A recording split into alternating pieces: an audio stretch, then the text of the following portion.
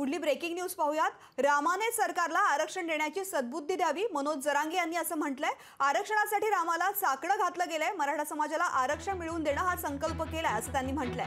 प्रभू श्रीरामाने अन्यायाविरोधामध्ये लढा उभारला होता, आमच्यावर देखील गेल्या अनेक वर्षांपासून अन्याय झालाय। आता तो दूर करण्याची सद्बुद्धी प्रभू श्रीरामाने केंद्र आणि राज्य सरकारला द्यावी आणि मराठा आरक्षण जाहीर करावं असं साकडं प्रभू रामचंद्राच्या मूर्ती प्राणप्रतिष्ठेच्या पार्श्वभूमीवर जरांगे यांनी घातलेलं आहे। केंद्र सरकारला आणि राज्य सरकारच्या मंत्रिमंडळातल्या सगळ्या मंत्र्यांना सद्बुद्धी द्या आणि मराठ्यांचं आरक्षण लवकर मिळावं, कारण रामाने अन्यायाच्या विरोधात संघर्ष केलेला आहे। मराठाही अन्यायाच्याच विरोधात संघर्ष करतोय।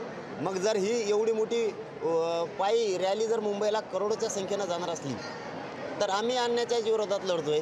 आम्ही मराठे राम मंदिराला नंतर जाऊ आरक्षण मिळाल्यावरती, आता इथंच साजरा करू 22 तारखेला, आनंद इथंच व्यक्त करू आम्ही, पण आम्ही आरक्षण आता घेणार।